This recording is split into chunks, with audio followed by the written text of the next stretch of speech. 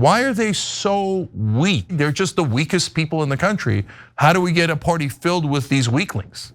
I have a theory. My theory is... Well, my theory on it is easy. Joel Payne is the chief communications officer at MoveOn. They're a left-wing group, and he was one of the lead organizers of the No Kings rallies. So it is curious and interesting to see that they're doing a petition against Chuck Schumer, the leader of the Democrats in the Senate. Well, the so-called leader. Joel, welcome to the show, brother. Cenk, good to be with you.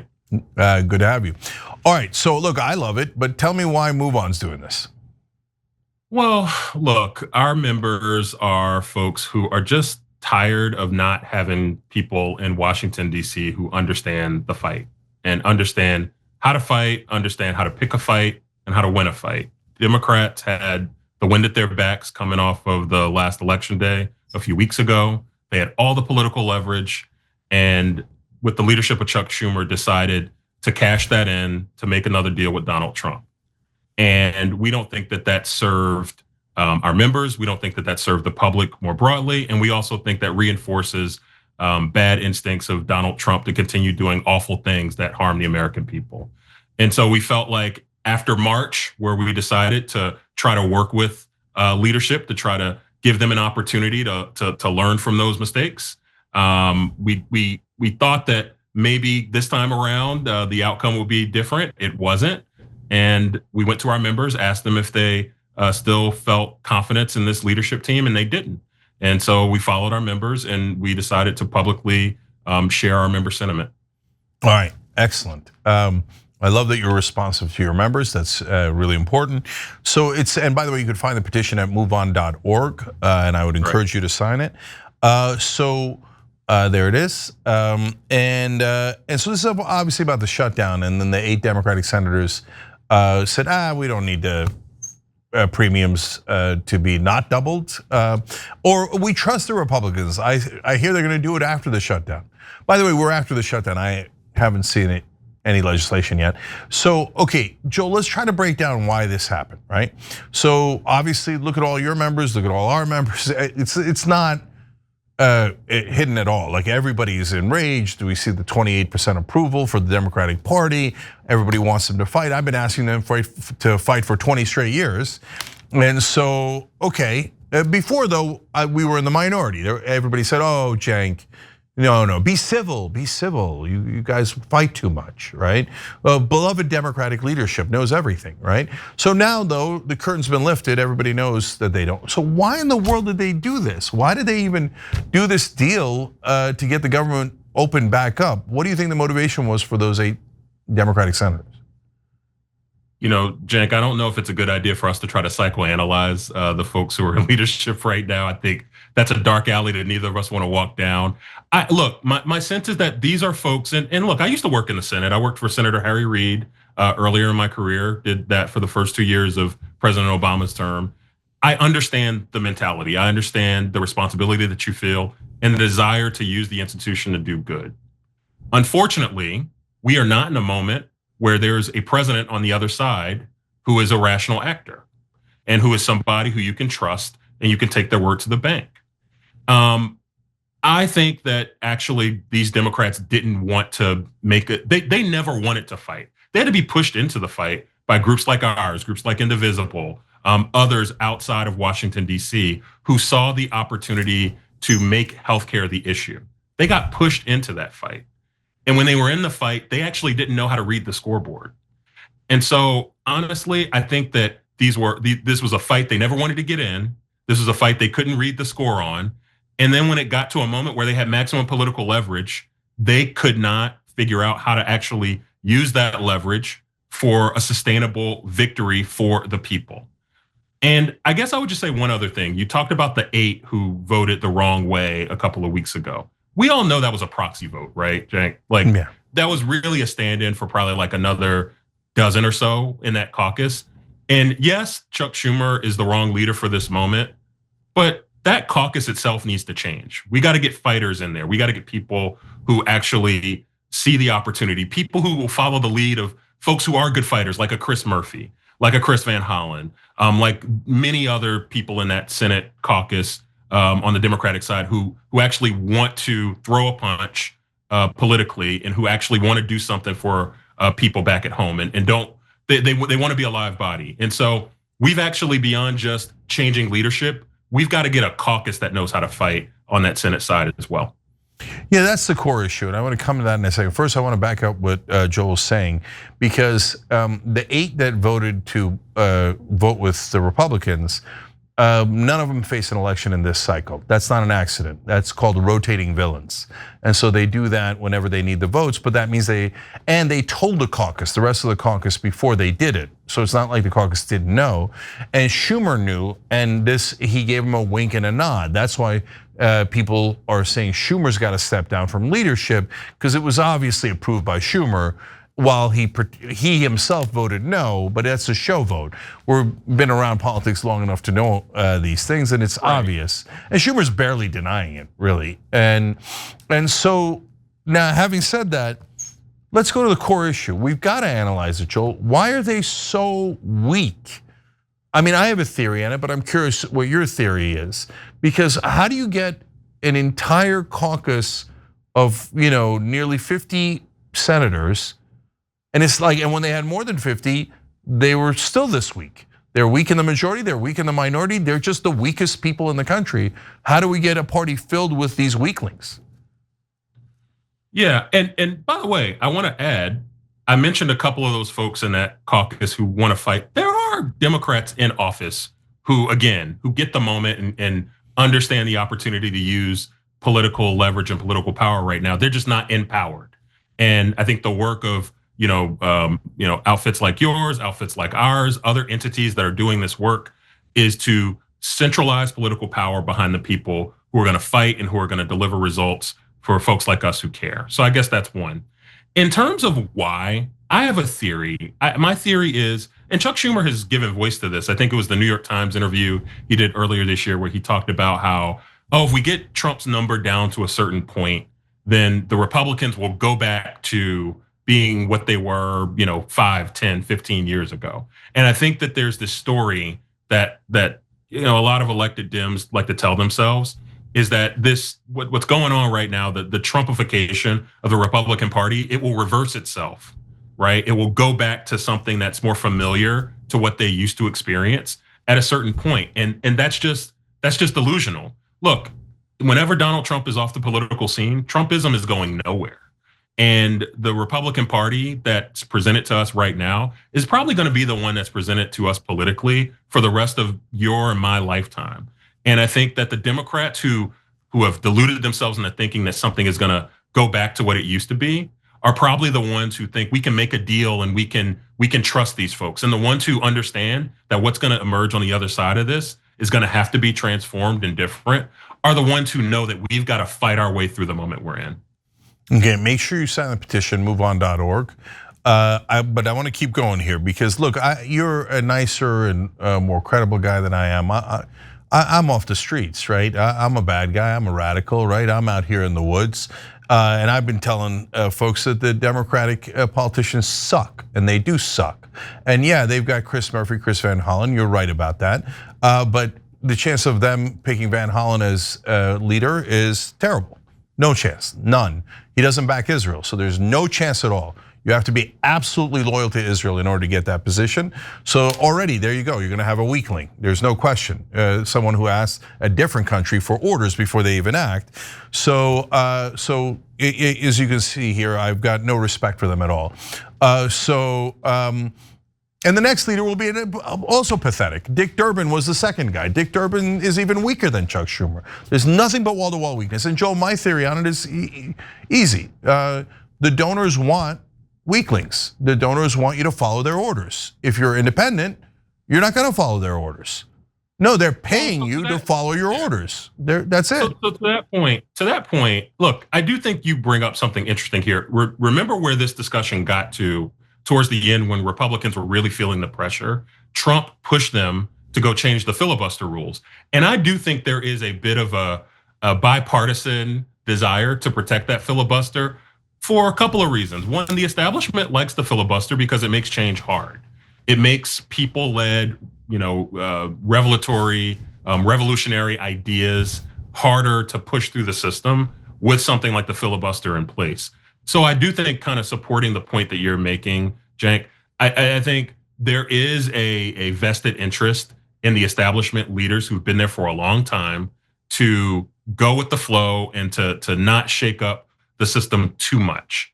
And I imagine that that's a part of what the calculus is here. But listen, it's Chuck Schumer. Yes, he needs to step aside from that role because we do need fresh leadership. But again, to your point, if Chuck Schumer steps aside, then Dick Durbin is not going to be much different. Honestly, Patty Murray's not going to be much different. And these are folks, by the way, who have accomplished a lot in their political career. And you and I, we can define that a little bit differently, but they defined a lot in a different era, or rather, they accomplished a lot in a different era. And it's okay to acknowledge that and to appreciate that and to give these folks a gold watch and say thank you for what you've been able to do at a different time. But the time right now calls for different leadership. It's what our members want. It's what our members care about, and it's what they demand. And I imagine it's what the folks who call in and write into your show are constantly demanding. Fresh leadership that confronts the moment and confronts what Donald Trump and what Republicans are trying to do right now, which is corruption, abuse of power, really taking power out of the hands of the American people and giving it to the oligarchs. Yeah, I just can't not be overly honest and raw, because like this whole, the fever is gonna break after Trump, we're gonna go back to the current system. You'd have to be a borderline lunatic to believe that. And or a romantic and an institutionalist to a point where it gets dangerous, and someone who doesn't, again, understand what's different. By the way, be easy on yourself. I think you're a good guy, Jake. So I don't think you're that bad of a guy, man. No, I'm a thug for the voters. I am. Like, so my job is to represent the voters. That's supposed to be their job, right? They're called representatives, right? But they don't represent. Can I bring up something? I mentioned that I worked for Harry Reid.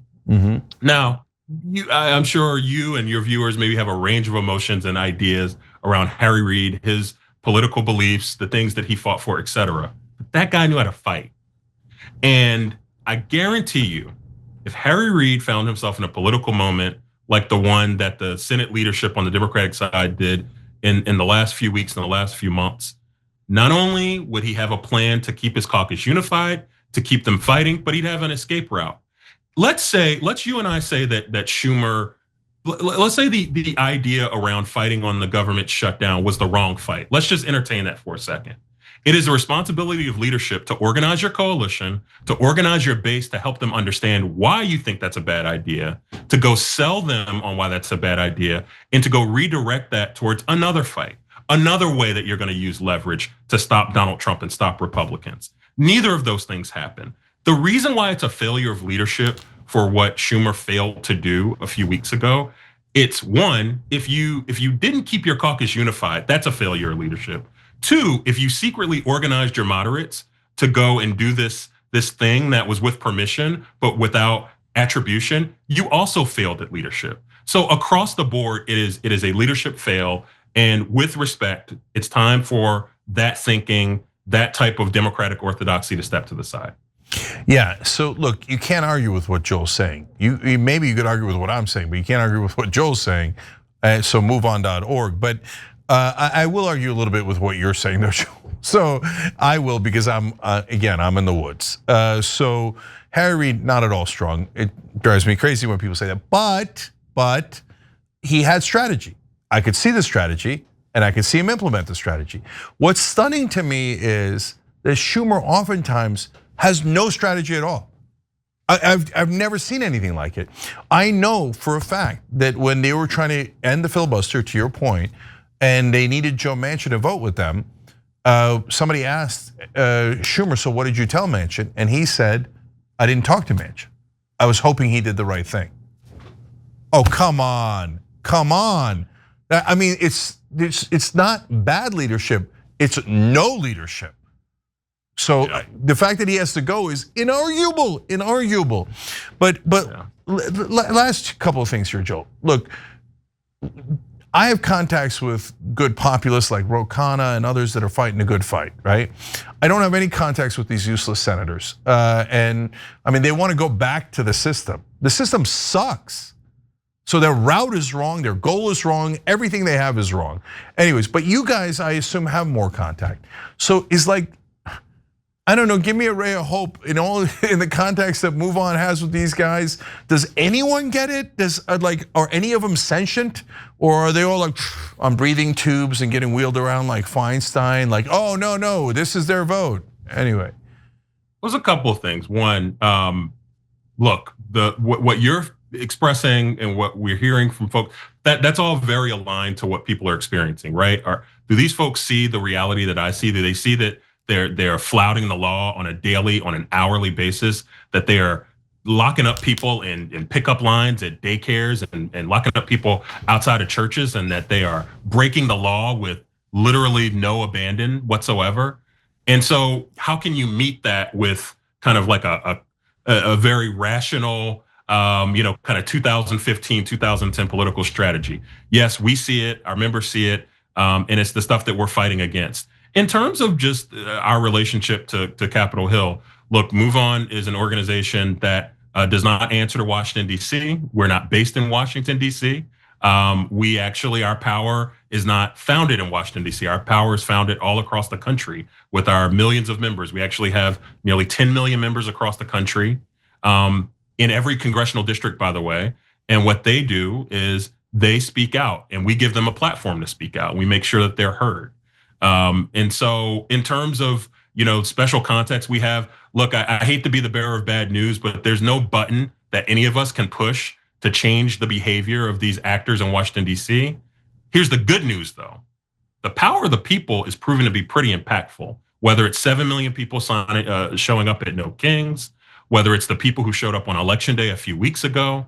We're seeing that the power of the people cannot actually be overwhelmed by intransigent folks who are politically aligned to you, or by the other side that's trying to silence you. So if the people stand up, and if the people fight and speak in unison, the people can have a lot of impact in this moment. And that's very much where our power is founded. And it's founded in the people. It was that way when we were established back in 1998. And it's going to be that way now and going forward. Yeah, look, there's a spectacular case of it right in front of our eyes. Just happened, the Epstein files. Right? That's only the second time I've ever seen people push from the outside and get a result. Right? The other time Think about that. Think about what Ro Khanna did. I mean, Ro Khanna, and I heard you talk about this, Cenk. I mean, the fact that Khanna actually did the bold thing of asking a Republican to do the right thing, and he got him to do it. And then they brought other people on and they organized it and they changed the weather politically. We need more of that. We need more people who will go be bold, do a hard thing, go and ask the question that no one's asking, and then change the public temperature around that. Not just be a victim or be kind of obedient to what the current political winds are, but actually change the political environment, change the political temperature with advocacy and with good faith outreach to everyone who has a self-interest in the right thing happening. I mean, yeah, I'm worried about Ro because he's embarrassing everyone else by taking action and having it work. So I'm worried that they're going to start leaking against them or something and try to get mainstream media to smear him. But just do like Ro. It's not that hard. Just try things. Do a bill for lower drug prices. Do a bill to release the Epstein files. Do a bill to stop bombing Gaza. Just try, for God's sake. It's not complicated. Do your job. Do your job, right? So, okay, but I gotta ask you a super last question, Joel, and I'm springing this on you. It's totally not fair. From now on, I think I'm gonna do this with every guest, but here you go, you're the first. So this segment is technically revolution, right? And what we're saying is, let's all do a non-physical, non-violent revolution against this corrupt system, right? And left, right, center, I don't care, right? I want the corruption to end. I'm so sick of it. I don't mean that I don't care in terms of policy. No, on the policy, I'm on the left. Okay, there's no question about that, right? But at the same time, there's so many policies we agree on. The American people agree on anti-war. We agree on anti-corruption. We agree on paid family leave. We agree on lower drug prices. There's so many things we agree on, right? So what's your sense of, if you had it your way and you could do one thing to help effectuate that nonviolent political revolution that gets the American people back in charge, right? No matter what they believe on the left or the right, what would be the one thing you would do? I'm gonna break your rule, and I'm gonna say two things. In the filibuster, term limits. Those are two things, and I say this as someone, again, who I respect the institutions. I come from the institutions. I'm a product of it. Those are things that you need to have levers in the system that force new ideas and new people in. And you also need to take away the things within the system that are preventing the will of the people from being reflected. The reason why people think democracy sucks and that they think that the system sucks is because they've experienced it as sucking and is falling short for them.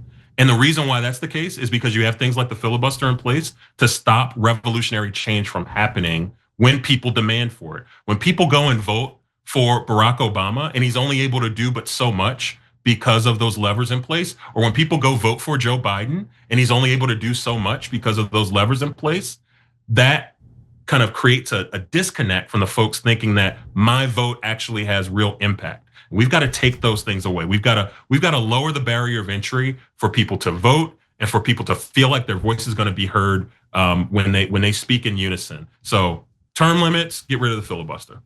Okay, I like that you were a rebel and ignore my rule. I actually am in favor of that. Okay, so look, term limits used to be a right-wing thing, but now who cares right-wing, left-wing? Like I had a conservative on yesterday, same program, right? And he's a veteran, and he's trying to make sure that we prevent wars by making sure that the states can block the National Guard from getting deployed without Congress authorizing war, right? Congress has to authorize it. So, and we talked about it, I'm like, that's like a hippie position, right? Like Ben Cohen would agree with you from Ben and Jerry's. And he's like, yeah. He's like, we're the new hippies now.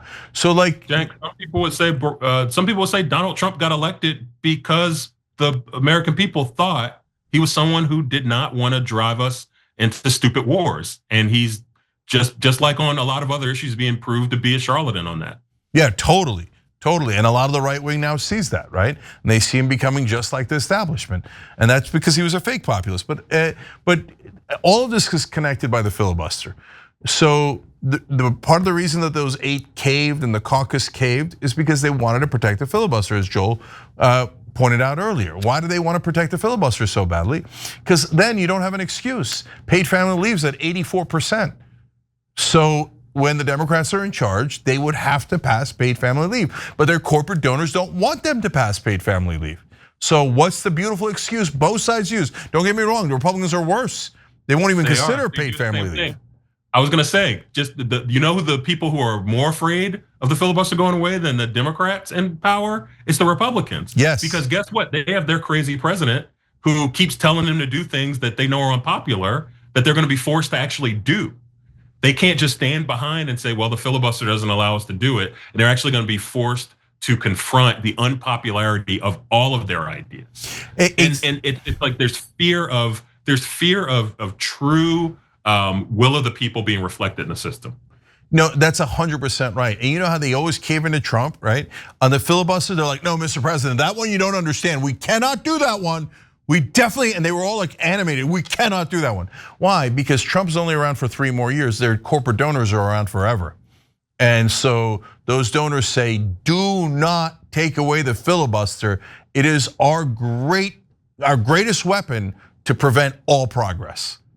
And so that's why you're absolutely right about the filibuster. And Republicans, what happened now? I thought you said the filibuster, that you guys were gonna be tough guys and pass everything, but even for their agenda, they won't do it. They won't do it. So there seems like there is one thing that both party establishments agree on is as long as we can prevent things from happening faster than we can control, we can deal with some of the fallout that is a byproduct of that. And that's got to change. And groups like ours are, yes, we're going to hold Republicans to account for the things that they're saying. We're also going to hold Democrats to account for that as well. That's what our members expect, and that's what we're going to deliver. I love it. Okay, let's hold them all to account. I mean, look, to your point, and on optimism, imagine if we had a Ro Khanna-like leader in the Senate. Imagine what kind of a difference it could make. And maybe Chris Murphy's that guy. Maybe Chris Van Hollen's that guy. I don't know. I mean, like right now, if you made me choose, I'd go, well, he's not running for president. It's not a 4-year term. Put in Bernie, see how he does. Okay. And so I know they're like, no, he actually wants change. He actually wants the Democratic policies. That would be terrible. Well, here's the frustrating part. As much as, and look, we hope people sign our petition. We have over 27,000 signatures that you showed earlier. We're hoping we get even more. And yes, we want more folks to sign this petition, and we want to raise the attention that Schumer needs to step aside. But here's the thing. We can't, by vote, get Chuck Schumer to step aside. I mean, we can use our voice and say he should, and we can use people power to say he should, but this is a clique. I mean, this is essentially 47 people getting together at a weekly lunch and deciding who their leader is. And so you've got to do a couple of things. You've got to make sure that all those folks understand what is not acceptable about the current leadership model. And then you actually have to change the demographics of some of those folks. You actually need to get new voices in there that understand and that see the world the way that you and I have been talking about in this conversation, Jay. Yep. All right, Joel Payne, Chief Communications Officer for MoveOn. The petition's at MoveOn.org, but we'll also put a link in the description box for it to get even easier for you guys. So just click on it. It's a good way of showing that you want new leadership and one that fights for you and represents you. Joel, thanks so much for coming on. Appreciate it. Appreciate it.